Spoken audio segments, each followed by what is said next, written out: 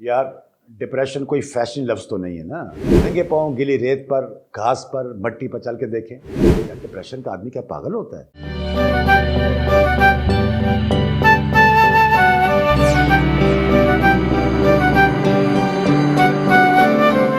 अस्सलाम वालेकुम। इमाम जंतरी ऑफिशियल यूट्यूब चैनल पे आप देख रहे हैं प्रोग्राम जहान हैरत। मैं आपका मेज़बान राशिद अरफास। जहान हैरत इमाम जंतरी ऑफिशियल यूट्यूब चैनल पे बरोज़ मंगल रात ऑन एयर होता है। मुझे उम्मीद है कि आप सब प्रोग्राम इंतहाई दिलचस्पी से और बड़े दिल से देखते हैं। आपका फीडबैक मिलता रहता है, दिल खुश होता है और हौसला अफजाई भी होती है कि मेरे देखने वाले इंतहाई मोहब्बत और तवज्जो के साथ ये प्रोग्राम देखते हैं। उम्मीद करता हूँ कि इन सब चीज़ों से आप कुछ ना कुछ सीखते होंगे। मेरे लिए भी सीखने के लिए बहुत कुछ है और यकीनन आप भी बहुत कुछ सीखते होंगे। यूँ समझिए कि प्रोग्राम नहीं है, ये एक पब्लिक सर्विस मैसेज है जिसमें हम अपनी ज़िंदगी की छोटी छोटी सी बातें जो हम इग्नोर कर जाते हैं और हम इस पर तवज्जो नहीं करते, हम उसको डिस्कस करते हैं। नाज़रीन, ये जो प्रोग्राम आप देख रहे हैं, ये वाला भी और इससे गुज़श्ता प्रोग्राम, वो कुछ आने वाले प्रोग्राम, ये हसनैन जमाल की किताब, जो इंतहाई खूबसूरत किताब मैं समझता हूँ पब्लिश हुई है अभी रिसेंटली, दाढ़ी वाला, ये उसमें से लिया गया है। और इस किताब का कमाल ये है कि इसमें हसनैन ने हमारे लिए जो कुछ लिखा वो सब पढ़ने वाला है।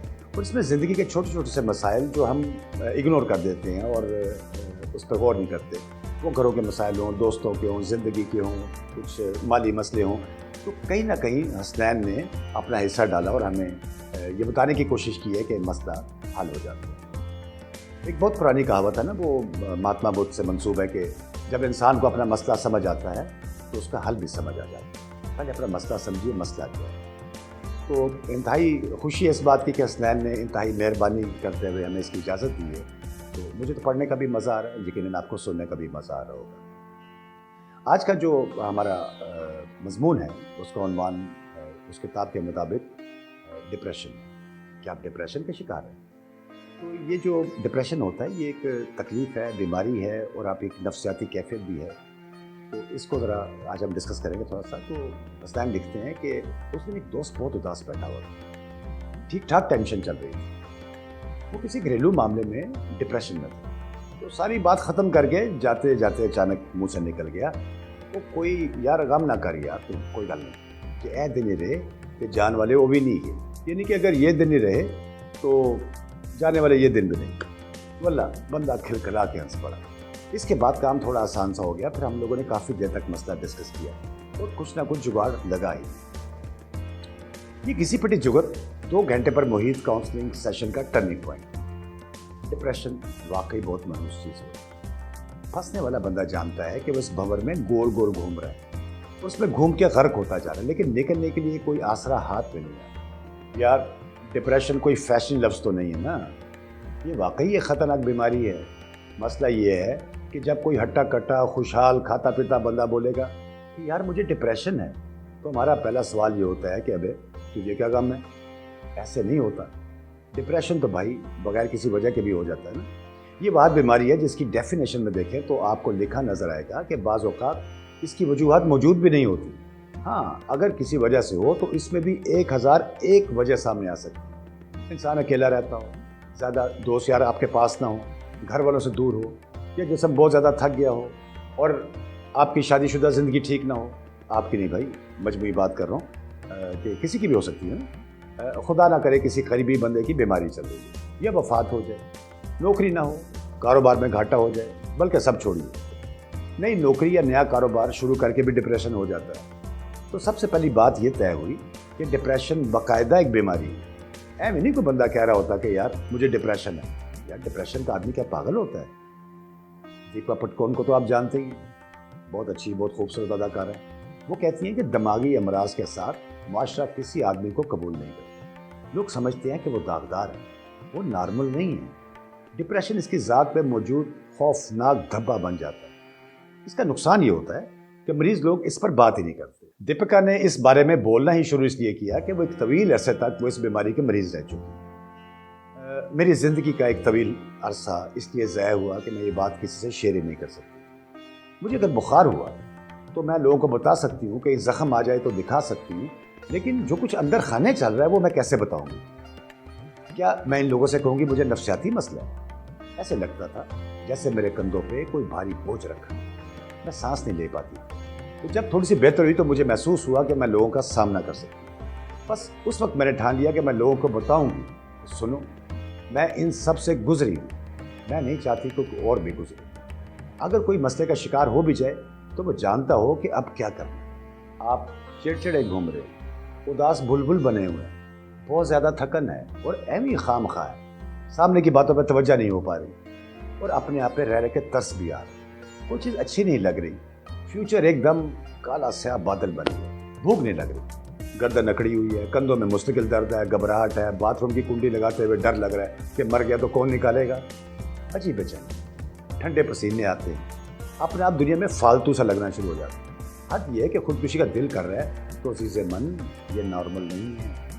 ان میں سے 3-4 پھر بھی اکٹھے چل رہے ہیں تو آپ ڈپریشن کے مریض ہیں اور آپ کو علاج کی ضرورت ہے. تو سر جی اگر یہ دیپکا کو یا سنجے دت کو ہو سکتا ہے, روہی بانو جیسی خوبصورت اداکارہ کو لیٹ ڈوبتا ہے, تو میں اور آپ تو بالکل زمینی مخلوق ہیں, ہمیں بھی ہو سکتا ہے. اور اداکاروں کی مثال میں نے اس لیے دی ہے کہ ہم لوگ اکثر انہیں سپر نیچرل قسم کی مخلوق سمجھتے ہیں, لیکن یہ چکر تو کہیں بھی چل سکتا ہے نا. اب اس کے علاج سے متعلق 2 باتیں, ایک اچھی بات ہے اور ایک بری بات. ظاہر ہے اچھی بات کی باری پہلے ہی آئے گی, تو اس کی کیفیت میں اچھی بات یہ ہے کہ 4-6 مہینے میں یہ خود بخود ختم ہو جاتا ہے اور 70 سے 80% مریض بغیر کسی علاج کے ٹھیک ہو جاتے ہیں.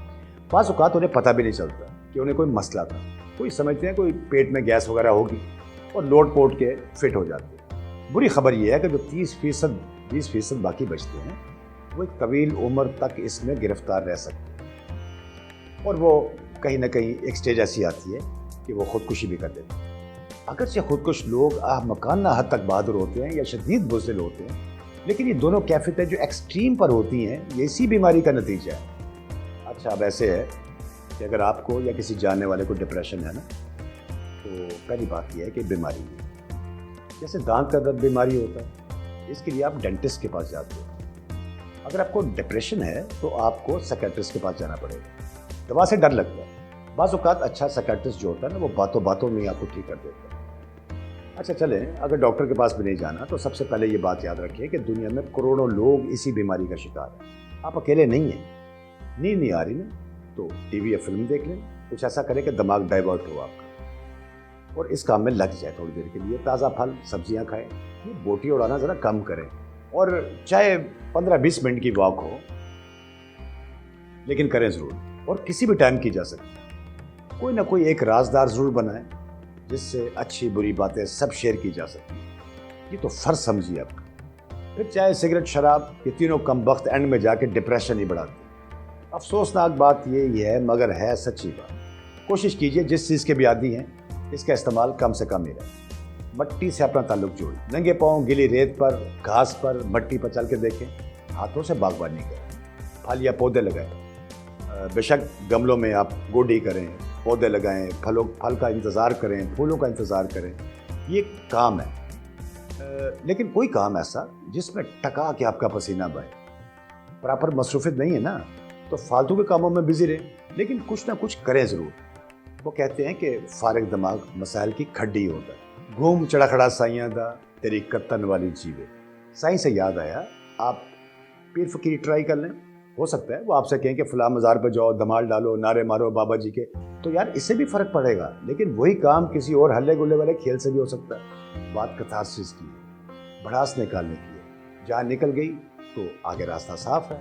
اور جو یاد رکھنے کی بات ہے نا وہ یہ ہے کہ مرد کو درد بھی ہو سکتا ہے, مرد رو بھی سکتا ہے, مرد ہنس پہ ضرورت تکلیف سے چیخ بھی سکتا ہے. ڈپریشن کو لڑکیوں کا مرض سمجھ کے اس کیفیت سے بھاگنے کی کوشش مت کریں. یہ کوئی مردانہ یا زنانہ کمزوری نہیں ہے یار, بیماری ہے, پراپر بیماری ہے. جو ٹھیک نہ ہوئی تو 100 اور جگہ رہتا پھیلے گا اس کا. اگر خدا کے فضل و کرم سے آپ بالکل ٹھیک ہیں تو بھی آپ کا یہ سب کچھ پڑھنا ضائع نہیں کیا. ڈھونڈے آس پاس جو بھی پریشان حال دوست یا بزرگ ملے اس کا خیال رکھیں. صرف اسے وقت دے کر آپ اس کی صحت واپس لانے میں بہت اہم کردار ادا کر سکتے ہیں. باقی پھر جس تن لاگے سو تن جاگے. اور کچھ بھی نہ کریں تو یار کم از کم مذاق اڑانا چھوڑ دیں. ڈپریشن والے بندوں کی بد دعا ذرا جلدی قبول ہوتی ہے. مشتری ہوشیار باش. ناظرین, مضمون کا اختتام ہوتا ہے. آپ نے سنا دیکھا, کیسا لگا بتائیے گا ضرور. حسنین بہت کمال کا لکھتے ہیں, مجھے پڑھتے ہوئے مزہ آتا ہے, آپ کو سنتے اور دیکھتے ہوئے بھی مزہ آتا ہوگا. خوبی یہ ہوتی ہے اچھی تحریر کی کہ اس میں جو جملہ ہوتا ہے وہ اس طرح تراشا جاتا ہے کہ وہ آپ کے کانوں سے اتر کے دل تک پہنچتا ہے اور دل سے پھر دماغ کو معطر کرتا ہے. انسان کے جو اندر کا مزاج ہے وہ بدلنا شروع کر دیتا ہے. بعض اوقات ہم لطیفہ سن کے کتنا ہنستے ہیں, ہم کوئی حقائق سن کے ہمارے رونگٹے کھڑے ہو جاتے ہیں. یہ جو کیفیت ہوتی ہے لفظوں کے ذریعے آپ کے اندر اترتی ہے اور جگہ بناتی ہے. لکھنے والے کو داد ہے کہ ان کے لکھے ہوئے کو پڑھنے کا مزہ اور سوا ہو جاتا ہے. ڈپریشن ایک بیماری ہے, ہمارے آس پاس بہت سے لوگ ہو, لیکن وہ اللہ بھلا کرے ہماری کامل کا کہ ہمیں محسوس ہی نہیں ہوتا کہ ہمیں کوئی تکلیف بھی ہے. تو ہم ادھر ادھر کی باتیں کر کے اپنی تکلیف کو بھلانے کی کوشش کرتے ہیں. کہ یوں کہیے کہ غم غلط کرتے ہیں. اپنے ارد گرد دیکھیے, آپ کے ارد گرد بے شمار لوگ اس ڈپریشن کے شکار ہیں. یہ معمولی تکلیف نہیں ہے, اس کا آخر جو ہے وہ موت کی صورت پر بھی ہو سکتی ہے, جان لینا. خیال رکھیے آپ کے دوستوں میں, آپ کے گھر والوں میں, آپ کے عزیزوں میں اس بیماری کا شکار کوئی نہیں. اور اگر آپ تندرست ہیں تو آپ پر یہ فرض ہے کہ آپ ان کی مدد کریں, ان کو وقت دیجیے, ان کے پاس بیٹھیں, دل بہلائیے, ان کو اس تکلیف سے باہر نکالیں. امید ہے یہ میسیج آپ ضرور قبول کریں گے. اپنے میزبان راشد حفاظ کو اجازت دیجیے. انشاءاللہ اگلے پروگرام میں دوبارہ ملاقات ہوگی. اپنے دوستوں کا, گھر والوں کا, سب کا خیال رکھیے. اللہ حافظ.